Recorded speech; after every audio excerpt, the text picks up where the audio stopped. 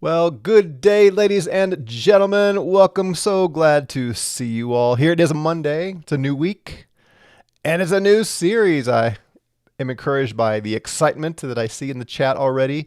Leading to this, Rob says he's been listening to some of the classes on the prophets from the NCST courses. If you are a partner, you have access to those. He says, don't know if that'll help or not. It might help. So if you have just stumbled on to this live stream, or if you are newer around here, we are on the road to Revelation. we are eventually, and I stress eventually, going to do a study of the New Testament book of Revelation. And we're going to look at what we call eschatology or end times, those kinds of things, New Testament prophecy, if you want to categorize it that way. But that is a ways off because we can't, in my opinion, understand what John wrote and saw in the revelation of Jesus Christ until we understand what some of the Old Testament prophets saw and wrote, and get a sense of how those prophecies were fulfilled and how they pointed toward what we see in the New Testament. So we have a long road ahead of us, but it's going to be a good one, and I'm excited as well. So I'm glad you all are here, and be praying, be reading, read the prophecies we're talking about, read Ezra and Nehemiah, read the Josephus works that I referenced before, the Wars of the Jews, especially books, I think they are 4 through 6. And we're going to go slowly, probably more slowly than some of you would like. But so much of this is new to so many that I want to go slow enough that we can understand it. I'm in no hurry, and therefore I don't care so much if you are in a hurry. You can wait some time and fast forward if you want to. Watch it on double speed or listen on double speed, that kind of thing. So we're going to go slowly, and I will probably repeat things and just make sure you get it, because we have to have these foundations before we can get to the later stuff. So with that, one other introductory note. I'm going to use mostly, as we study the prophets, I'm going to use the Septuagint. That is the Greek translation of the Old Testament. It is the version of the Old Testament that most of the apostles used in the New Testament. It's the version that is quoted most often in the New Testament. So I just want to give you the heads up. It may differ a little bit from what you are using if you're using any of the standard English translations. And that's okay. If you see a difference, feel free to point it out. And if it's important, we'll stop and talk about it. If you would like an English copy of what I'm going to be using, I put a link in the show notes. I called it Free LXX English Translation. That'll take you to a website, and you can download PDFs for free. Did I say that already? Of the Septuagint that I'm using. It's NETS, which, as far as I know, is not in any way related to the NET English translation that I used to use quite a bit on here.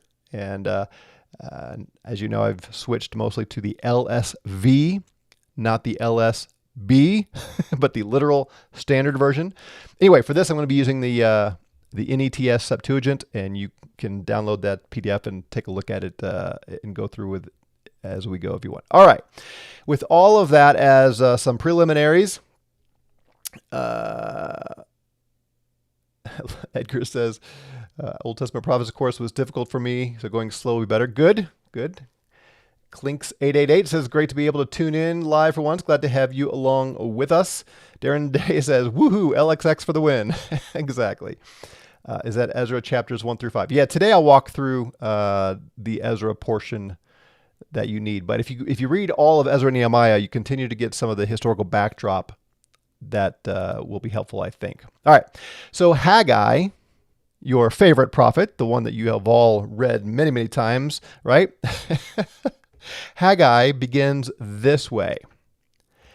In the second year of King Darius, in the 6th month, on the first of the month, a word of the Lord came by the hand of the prophet Haggai. And I will probably transliterate some of this for you in the traditional English. So here from the Septuagint, coming from the Greek, it's Haggaios. We usually call him Haggai, so I'll probably say Haggai. Okay, and I'll try to make that clear as we go. All right, so the key point here is it's the second year of King Darius. Darius was a Persian king, and he is now ruling over the world, basically. So we need to make sure we have a good grasp of where we are in history. If I say the date 586 BC, do you know why that's important? I know some of you do. Put it on the chat. Let me see. 586 BC. It is one of the most significant dates in biblical history, in the history of redemption, in Jewish history. It was a profound year. Yeah, there you go. Good. It was the first fall of Jerusalem. 586 BC. Lock that date in your head. 586. So if you've been with us in many of our studies, the most recent one in Galatians and the New Covenant theology and so on, we talked about this. So God entered into his covenant with Israel at Mount Sinai. Right? Approximately, using round numbers, approximately 1500 BC. God gives the 10 Commandments to Moses up on the mountain there with the tablets of stone and so on. He enters into a covenant, and that covenant is in force from that day forward. So again, round numbers, 1500 BC. And remember the terms of the covenant. If you obey, God says, I will bless you immensely. If you disobey, if you break my commandments, I will destroy you. Right? Those are the terms of the covenant. Blessings for obedience, curses for disobedience, beginning the relationship God had with Israel approximately 1500 BC. So as the story unfolds, eventually David becomes king. Well, before that, Joshua leads Israel into the promised land, and then they ask for a king. God gives them a king, and eventually David becomes king. And he conquers other nations, and the kingdom of the Jews, the kingdom of Israel, is thriving. And then Solomon, David's son, becomes king. And it is the golden age. They are prosperous in every way. But Solomon married all those women, many of them foreigners, and they brought in their foreign gods. And Solomon did not stop this, and so he led Israel into great idolatry, breaking the first 2 commandments. And I see a comment here from Edgar. So as a judgment on Israel, God splits the kingdom into 2. Northern kingdom, which is called Israel in the prophets and in Kings and Chronicles, and the southern kingdom, which is called Judah. They all continue to sin with little flourishes now and then of obedience, but mostly sin, idolatry, wickedness, and so on. Then God brought the Assyrians to wipe out the northern kingdom in 722 BC. And then in 586 BC, God brought Babylon, Nebuchadnezzar, and he burned down the city and burned down the temple. We'll just read a couple verses here from 2 Kings that describe this. On the 7th day of the 5th month, this is now the 5th month of Nebuchadnezzar's reign, and the 19th year of Nebuchadnezzar's reign, Nebuzaradan, the captain of the royal guard who served the king of Babylon, arrived in Jerusalem. He burned down the Lord's temple, the royal palace, and all the houses in Jerusalem, including every large house. Okay, you need to feel the weight of what happened here. Now, this had started earlier. These kinds of military actions took years in those days, certainly months and months and months. Now we send in a few well-placed missiles or bombs, and we can take out cities in a matter of moments. But that's not how it worked back then. The siege of Jerusalem and the attack took many, many, many months. But here we have on the 7th day of the 5th month in the 19th year of Nebuchadnezzar, the royal guard came in and he burned down the Lord's temple. Now, think of that. The temple, the house of God, where day after day the priests would come and offer their sacrifices. God's presence was there. If you remember Solomon's prayer of dedication, Lord, look to this place. If any of us look to this place and pray, would you hear our prayer and wipe out our enemies and bless us and so on? I mean, this was the center of everything Jewish. This is where the priests brought the prayers of the people before God. The significance of the temple cannot be overstated. Some of the prophets, when they are warning the Jews that this is going to happen, warned them and said, you think you're safe because you have the temple. You say the temple of the Lord, the temple of Yahweh, the temple of Yahweh. Of course, no nation can conquer us. We have the temple. We have this God and his temple, and he will protect us.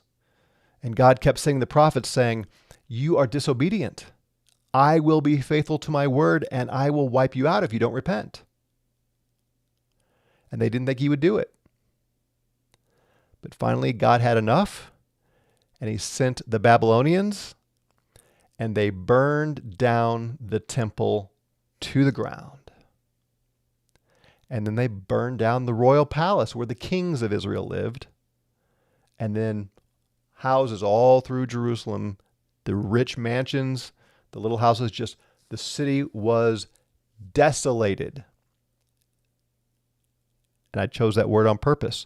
The warning God continued to give the Jews through the prophets was, this place will become desolate.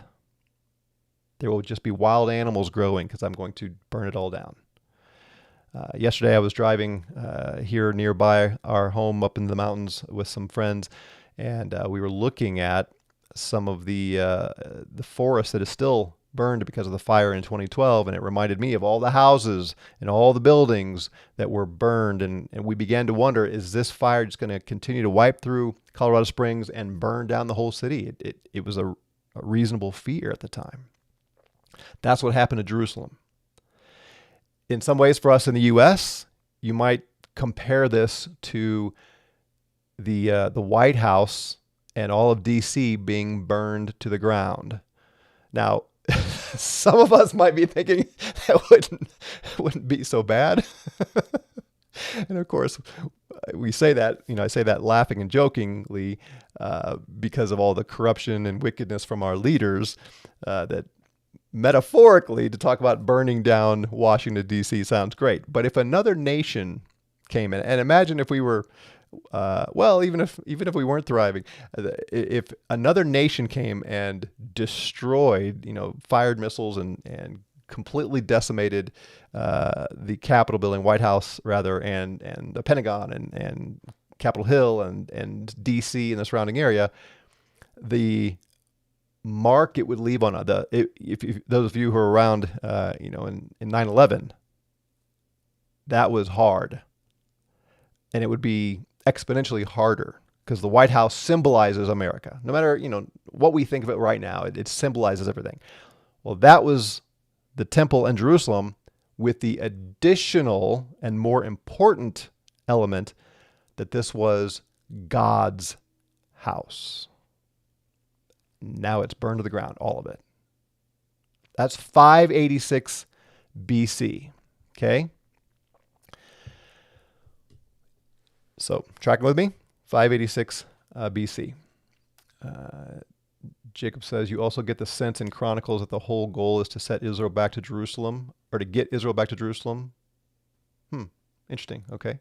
Rob says, it is interesting how their attitudes never change. Yeah, indeed. And you're right. He's referring to Romans 3 there. White House was burned to the ground in the War of 1812. Yep. And it had a similar impact. I would say today, maybe even greater impact. But all right. So 586 BC, God brings the curses of the covenant, wipes out Jerusalem. So Ezra 1 starts this way. In the first year of Cyrus, king of the Persians, okay, so just hang on there. First year of Cyrus. Haggai starts the second year of Darius, who is after Cyrus. So in the first year here of Cyrus, this is 539 BC. Okay, so you've got the fall of Jerusalem, 586, and the Persians now have conquered the Babylonian Empire. So Babylon destroyed Jerusalem in 586. Then the Persians conquered everything, including the Babylonians. So now they are ruling over Jerusalem and the Jewish regions. And Cyrus is the king in his first year. This is 539 BC. Is everybody tracking with that? You got to know this stuff. The Babylonians destroyed Jerusalem in 586. The Persians conquer Babylon, and now they're ruling over everything. Cyrus is the first king, and this Ezra statement takes place in 539. Okay? Can you do the math? You know how many years later that is?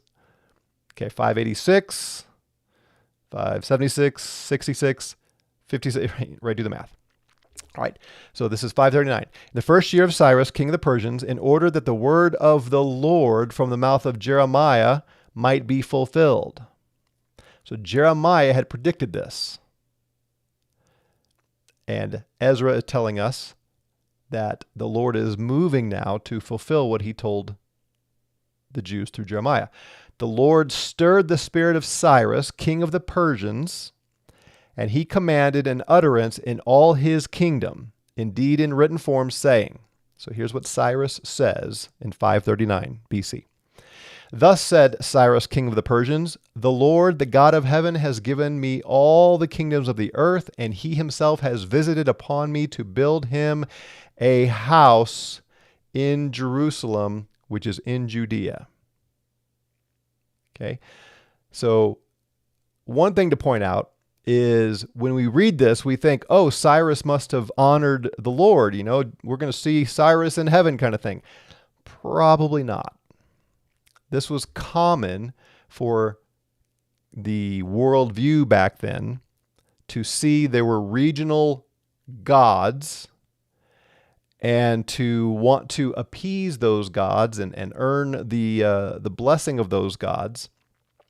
So it sounds like he is almost a worshiper of Yahweh.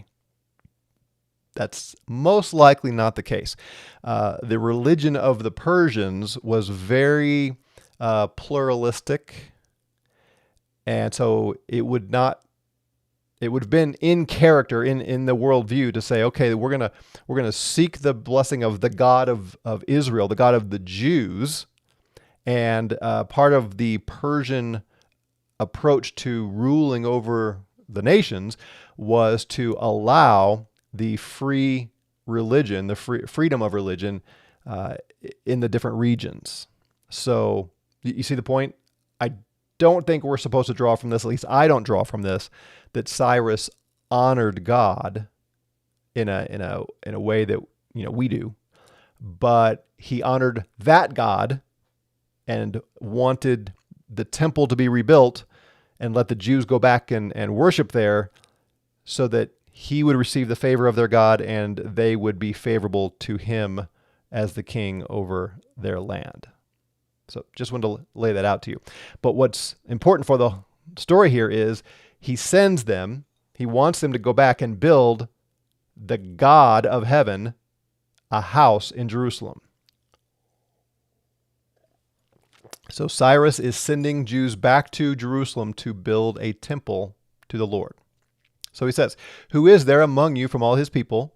And his God will be with him, and he will go up to Jerusalem, which is in Judea, and let him build the house of Israel's God. He is the God who's in Jerusalem. So he's acknowledging there's a God in Jerusalem, and if you want to go back and build him a temple, that's what I would like you to do. And everyone left shall go up from the places where he resides there, and the men of his place shall receive them with silver and gold, and with goods and animals, besides the freewill offering of the house of God who's in Jerusalem.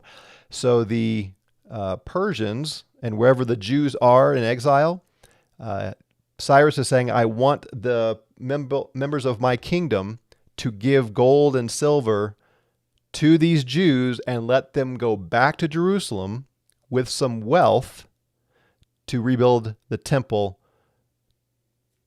to God there. Everybody tracking with that? And the chiefs of the paternal families of Judah and Benjamin and the priests and Levites got up, all of whom God had stirred in their spirit, to go up to build the Lord's house, which is in Jerusalem.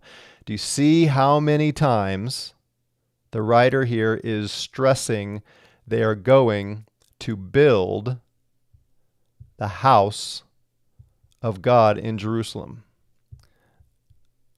All right.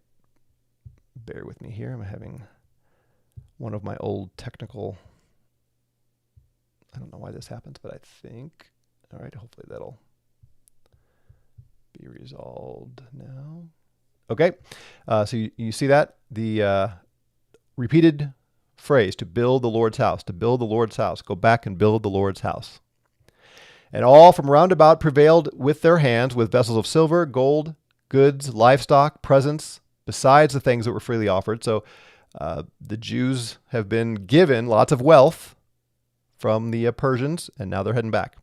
And King Cyrus brought out the vessels of the house of the Lord, which Nebuchadnezzar took from Jerusalem and placed them in the house of his God. So in 586, when Babylon conquered Jerusalem, when Nebuchadnezzar, through his royal guard, burned down the city, they took the utensils, the priestly utensils, the pots and pans and tongs and all those things. They took gold and silver from the house of the Lord and took them to Babylon.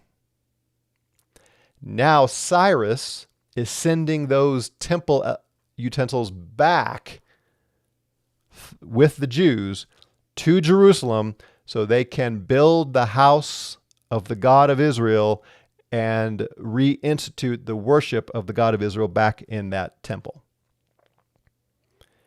Everybody tracking with this? Everybody got it so far? Side note,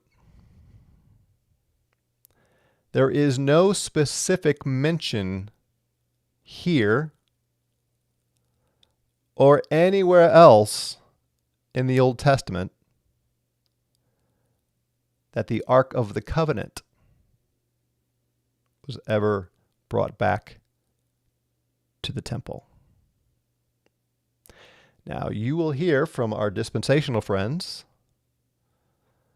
that the Jews know where the Ark of the Covenant is, and they are working toward rebuilding the temple.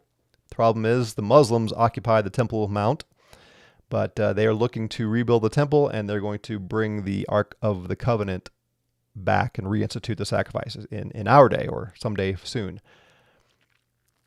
If I were a betting man, I would bet the whole house that we will never see the Ark of the Covenant again because I don't think it exists. I can't prove that, and somebody's going to jump on here and say it's mentioned in the book of Revelation. Well, we'll get there.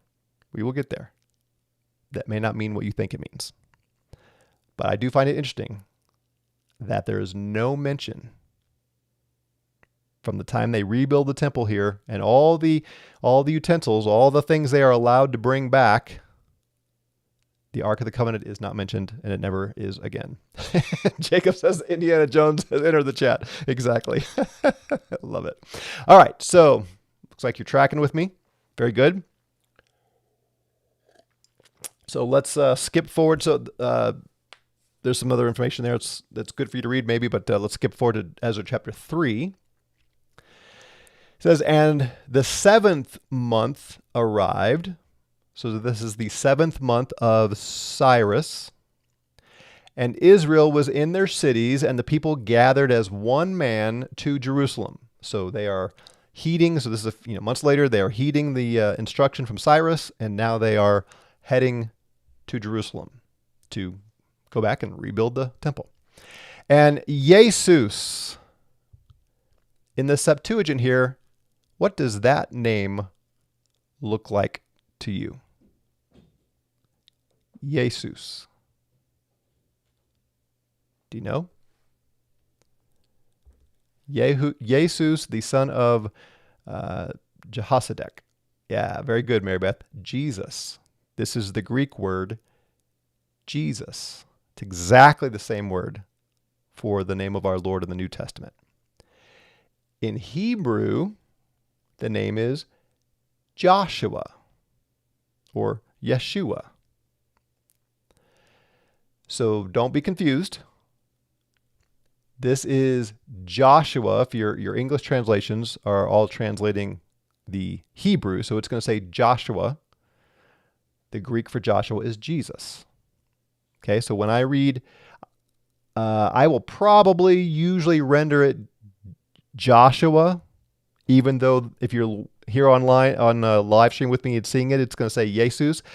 I will probably read it Joshua, just so it doesn't drive you completely crazy with your other English translations. But just know it's the same person. Okay, if this gets too confusing, let me know and I'll see about changing. But this is Joshua or Jesus. So Joshua, the son of Jehozadak, and his brothers, the priests, and Zerubbabel. Again, the Greek and the Hebrew here are pretty close. Your English translations translate this a little bit differently with some different vowels, but it's the same person. So you got Joshua and Zerubbabel. Joshua is the high priest. The high priest, as the Jews go back to Jerusalem, Joshua is the high priest. Zerubbabel is the governor. Now remember, they're a conquered people. The Jews are a conquered people. So you could call him in some ways a king, but that often makes us think, of some great authority. He's not. He has delegated authority under King Cyrus. You see that? You tracking with that? So Zerubbabel is the governor who Cyrus is allowing to have some authority in Jerusalem. And Zerubbabel and Joshua are now sort of sharing leadership. So the governor and the high priest they're sort of co-leaders over the Jews in Jerusalem. This is going to be very important when we get to Zechariah, the prophet Zechariah. So Joshua, the son of Jehozadak, and the brothers of the priests, and Zerubbabel, son of Shealtiel, and their brothers got ready and built the altar of the God of Israel in order to offer up whole burnt offerings on it, according to the things written in the law of Moses, the man of God. So they get to Jerusalem, they're sent back, and Joshua and Zerubbabel immediately build the altar so they can offer whole burnt offerings to God. Okay? Edgar says, do you think the Ark of the Covenant was lost or just destroyed? I suspect it was burned and the gold was taken, but don't know that for sure. Wasn't the time of David first known time that we have confirmation of the Ark being mentioned? Not sure what you're asking. They made it when the temple was built in the Exodus time frame. So not sure what you're getting at there, Rob. And they prepared the altar on its prepared basis because they had dread upon them from the peoples of the countries, and a whole burnt offering to the Lord was mounted upon it in the morning and evening. All right, so now we're getting our first hint that as they begin to build the altar and prepare to work on the temple, they are receiving... Oh, you said last. Sorry. Yes, I think that's true, Rob. They are starting to get some resistance. So there are people now in Jerusalem, some of the Jews that were left, not all of them were taken into exile, so some were left, and others have moved back in, and there's been some intermarrying and so on.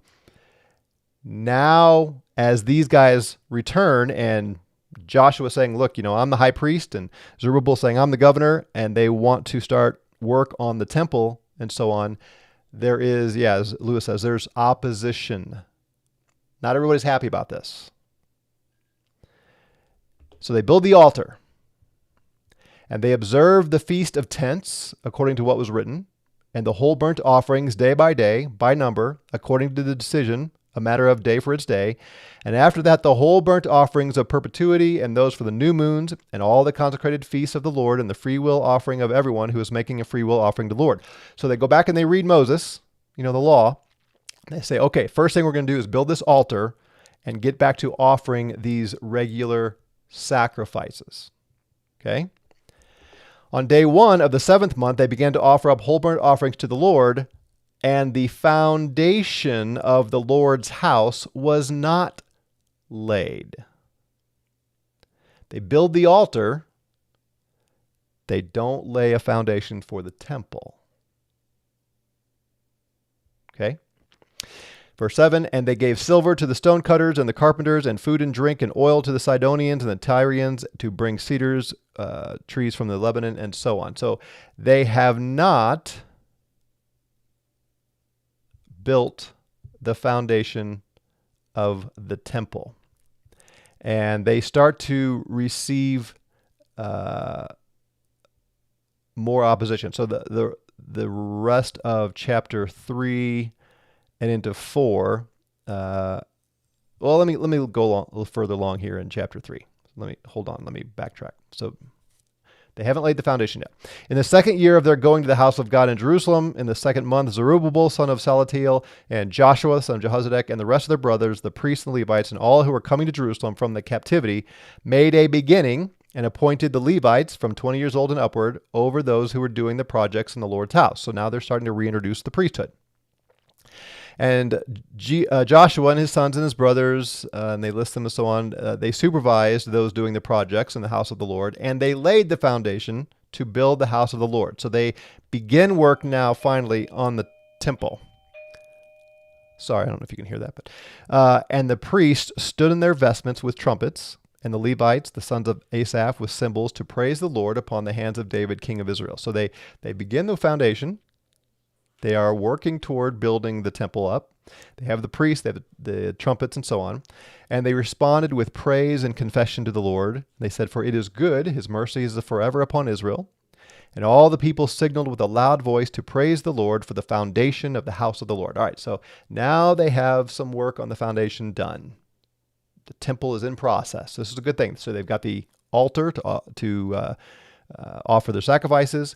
They have the priesthood reinstituted, and now they have laid stones, starting with a cornerstone, because that's how they did things back then, and then some other stones to lay this foundation for the house, for the temple. And many of the priests from the Levites and the chiefs of the paternal families and the old people who had seen the first house on its foundation and this house with their eyes were weeping with a loud voice.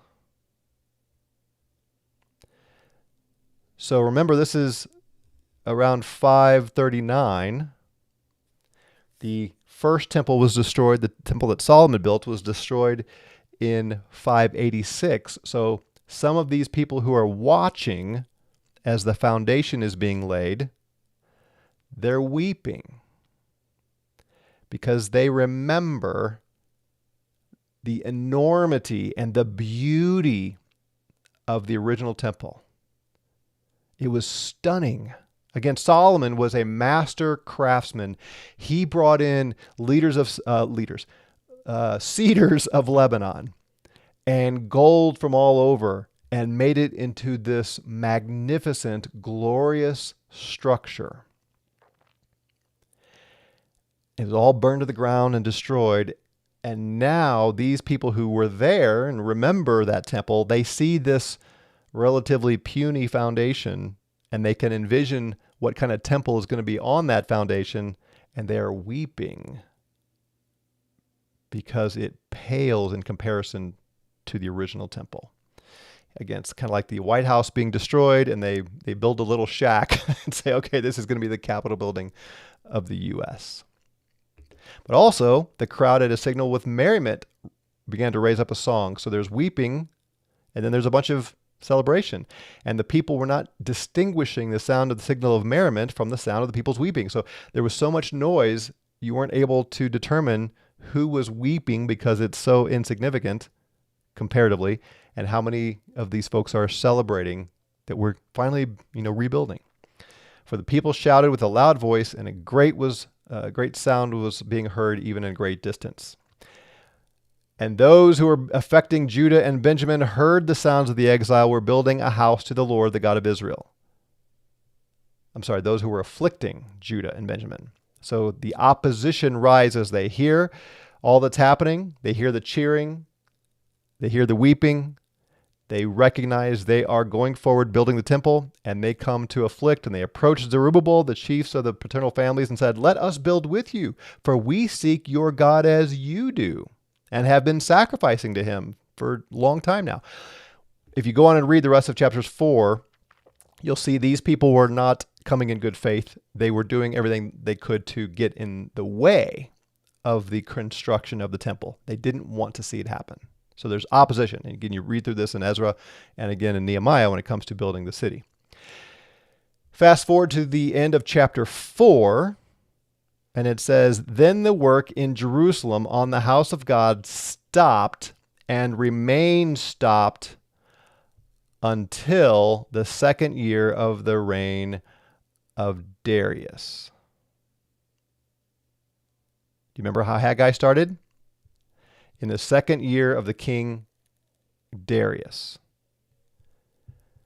Because of the opposition and those getting in the way of building this, they stopped. And they stopped until a new king comes, Darius, in his second year. This is 520 BC. All right, so do your quick math. What year is the second year of Darius? And while some of you are figuring that out, let me read the next couple verses here. Ezra 5:1. "And Haggai the prophet and Zechariah the son of Oddo prophesied a prophecy to the Judeans who were in Judah and Jerusalem in the name of Israel's God who was over them." Okay, so Haggai and Zechariah. When you read Haggai and you read Zechariah, we are talking about the same time frame. These two prophets came at the same time. That's why we are going to start with Haggai. And they are prophesying during the time when Israel had stopped working on the temple. Yeah, Dale got it. 520 BC or 519. Yeah, it's interesting. Now, you guys doing the math, or would you? Guess you wouldn't know that unless you looked it up. So it's 19 years later. I'll come back to that in just a second. Let me finish this. "At the time, Zerubbabel, son of Salatiel, and Joshua, son of Jehozadak, set out and began to build the house of God." So, let me just say it now. So they stop until the second year of the reign of Darius. So when Cyrus gives the original decree, it's 539. The second year of Darius is 520. So for 19, almost 20 years, there's no work being done on the temple. Haggai comes. Zechariah comes, both of them sent by God. Zerubbabel and Joshua begin to build the house of God again. So to wrap up, let me go back to Haggai now.